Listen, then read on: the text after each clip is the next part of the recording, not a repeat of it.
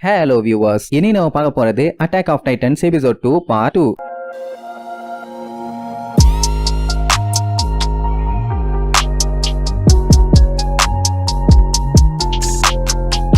Open பண்ணா போன பாட்டுல ஒரு வழியா வால் மரியா வந்த டைட்டன்ஸ் எல்லாம் வந்து தரமட்டமாக்கிருச்சுங்கல்ல.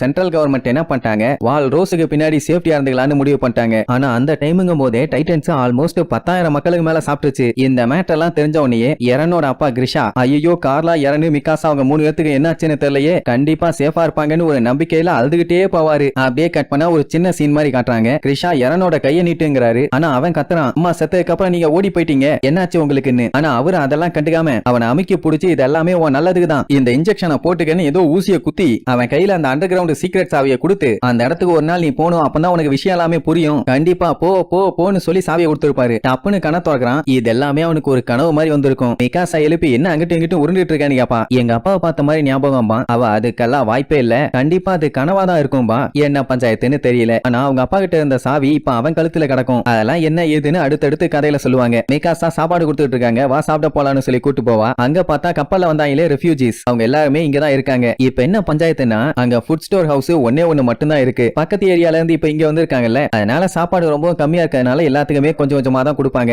அதுலயும் சண்டை, இவ்வளவு எதுக்குடா இடையில வந்தேன்னு. அவன் என்னடானா நேத்து நைட்ல இருந்தே நான் சாப்பிடல, என்னால முடியலமா. இப்படி இருந்துச்சுன்னா இவங்க எப்படி சர்வைவ் ஆவாங்கன்னு தெரியல. அந்த டைம் மறுமீன் ஒரு 3 பிரெட் துண்டோட வேகமா ஓடி வருவான். என்னன்னா அவன் கிராண்ட் பா தான் இவங்க எல்லாத்துக்குமே கொடுத்து விட்டாராமா. அப்போ ஒரு மிலிட்டரி ஆளு ஒரு மாதிரி கேவலமா பார்த்துட்டு போவான். இப்ப இங்க சாப்பாடு தான் மெயின் பிரச்சனை. ஏன்னா எல்லாத்துக்குமே கொடுக்குற அளவுக்கு சாப்பாடு இல்ல. இன்னைக்கு ஃபுல்லா சாப்பாடு இது மட்டும் தான். ஏன்னா ஏகப்பட்ட அகதிகள் அட்ட டைம்ல இங்க வந்துட்டாங்க. அதனால சாப்பாடுக்கு சண்டை கண்டிப்பா நடக்கத்தான் செய்யும். அதுலயும் சில மிலிட்டரி ஆளுகள்லாம் எதுக்காக நம்ம தேவையில்லாம வெளியாளுகளுக்கு எல்லாம் சாப்பாடு கொடுக்கணும், அதான் டைட்டன்ஸுங்க எல்லாம் வந்தாங்கல்ல, வந்தவங்க இன்னும் கொஞ்சம் வாயில அள்ளி போட்டிருந்தாங்கன்னா இங்க கியூல நிக்கிறவங்களோட எண்ணிக்கை குறைஞ்சிருக்கும்ல, இப்படி விட்டுச்சுங்களேன்னு ஓப்பனா சொல்லுவான். அதை கேட்கும் போது இவங்க 3 பேருத்துக்குமே கொலை காண்டாவும். மறுபடியும் அவன் விடாம ஓவரா பேசிட்டே தான் இருப்பான். அந்த டைம் எரன் போய் அவன் கால்ல ஒரே மிதி. உடனே அவனுக்கு காண்டாயி பொலேர்னு 2 அடி வைப்பானுங்க. அப்படியே திருச்சடிச்சு போய் விழுவான். ஆனாலும் நம்மால அடங்கலையே. இங்க நடந்த சம்பவத்தை நீங்க நேர்ல பாத்தீங்களாடா, இல்ல இதுக்கு முன்னாடி டைட்டன்ஸ் மக்களை சாப்பிட்டு பாத்திருக்கீங்களா, அது எவ்வளவு கொடூரமா இருக்கும் தெரியுமான்னு கோபத்தோட கேட்பான். இப்படி அவனுகிட்ட போய் நியாயத்தை பேசினா அவனுக்கு கோபம் வரத்தானே செய்யும். உடனே அர்மீன் இடையில பூந்து மன்னிச்சிருங்க, அவன் பசியில இந்த மாதிரி எல்லாம் பண்ணிட்டான், இல்லன்னா இந்த மாதிரி எல்லாம் பண்ண மாட்டான்னு சொல்லி ரொம்ப கெஞ்சுவானா. சுத்தியும் வேற மக்கள் பாத்துட்டு இருக்காங்களா, அதனால உங்க பசிய தீக்கிறதே நாங்க தான், அதனால கொஞ்சம் மரியாதையோட நடந்து பழகுங்கன்னு ஓவரா வாய் பேசிட்டு போவான். ஆனா எரனுக்கு மட்டும் கோபம் குறையவே இல்ல.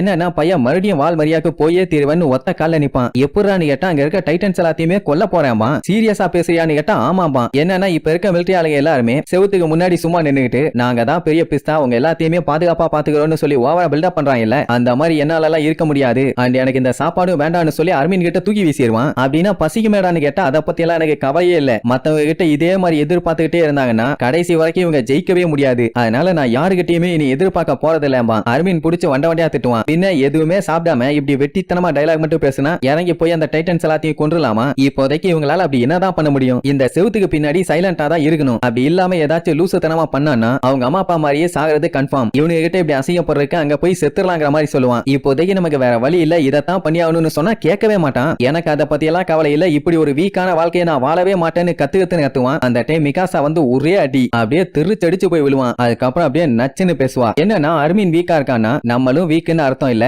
அண்ட் அது மட்டும் இல்லாம நம்ம டைட்டன்ஸை பார்த்து ஒன்னும் பயந்து நம்ம காலால இங்க ஓடி வரல, நமக்கு இன்னைக்கு சாப்பாடு கூட கிடைக்கல, ஆனாலும் எந்த ஒரு ஹெல்ப்பும் இல்லாம சாப்பிட்டு இருக்கோம், அதுக்காக நம்ம வீக்குன்னு அர்த்தமா. அப்படி வீக்கான ஆளா இருந்தானா அவனால ஒரு டைட்டனை கூட தோக்கடிக்க முடியாது. இப்போதைக்கு எது முக்கியம்னா சர்வைவ் ஆகணும். அவங்க அம்மா கடைசியா என்ன சொன்னாங்க, கடைசி வரைக்கும் ஒன்னா உயிரோட வாழுங்கன்னு, முதல்ல அதை செய், மத்ததெல்லாம் அப்புறம் பாத்துக்கலாம்னு சொல்லி அர்மீன்ட்ட தூக்கி போட்டானே சாப்பாடு, அதை புனிட்டு வந்து அவன் வாயில ஒரே அமுக்கு. ஃபர்ஸ்ட் சாப்பிட்டு சர்வைவ் ஆகு, என்னால உன்னை சாக விட முடியாதுன்னு வச்சு அமுக்குவா. அவனும் சாப்பிட்டுக்கிட்டே தேம்பி அழ ஆரம்பிச்சிருவான். ஏன்னா திடீர்னு நிலைமை இப்படி மோசமாகும்னு அவன் கொஞ்சம் கூட எதிர்பார்க்கவே இல்லை. இப்படியே சில பல நாட்கள் போகுது. அதுக்கப்புறம் அந்த சிட்டில இருந்தவங்க எல்லாம் என்ன பண்றாங்கன்னா அகதிகளா வந்தவங்க எல்லாம் இருக்காங்கல்ல, அவங்க எல்லாத்தையுமே வேஸ்ட்லேண்டுக்கு அனுப்பி விட்டாங்க. எதுக்காகனா இன்னும் சாப்பாடெல்லாம் ரெடி பண்றதுக்காக. ஆனா அப்படி என்னதான் அவங்க பண்ணாலும் சாப்பாடு பத்தவே இல்ல. அதனால இந்த சென்ட்ரல் கவர்மெண்ட் என்ன பண்ணிட்டாங்க, வால்மரியாவை எப்படியாச்சும் திருப்பி கொண்டு வரணுங்கிறதுக்காக அகதிகளை யூஸ் பண்ணி ஏகப்பட்ட ஆபரேஷன்ஸ் கண்டக்ட் பண்ணாங்க. அதான் அந்த டைட்டன்ஸ் எல்லாத்தையுமே காலி பண்ண. ஆனா என்னாச்சு, போறவங்க 2500 பேர் போவாங்க, ஆனா ரிட்டர்ன் வர்றது 100 சொச்சம் பேர் தான். இப்படி அவங்க போய் டைட்டன்ஸ் கூட சண்டை போட்டு சாகிறதுனாலேயே சாப்பாடோட தேவை கொஞ்சம் கொஞ்சமா குறைய ஆரம்பிச்சிருச்சு. ஆனா இதுக்காண்டி எல்லாம் சந்தோஷப்பட முடியுமா, இது எல்லா பஞ்சாயத்துக்கும் காரணம் அந்த டைட்டன்ஸ்.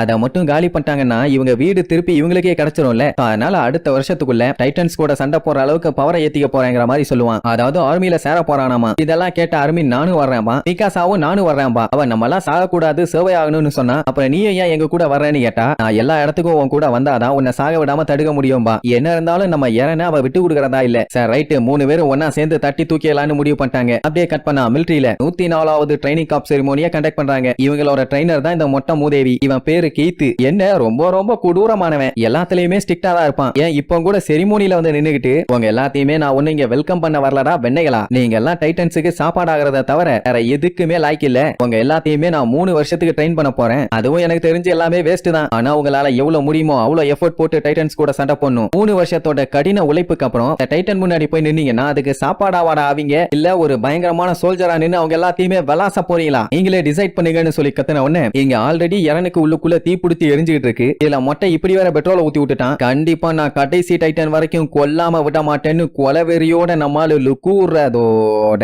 இந்த எபிசோடுக்கு எண்டு கார்டு போட்டு முடிக்கிறாங்க.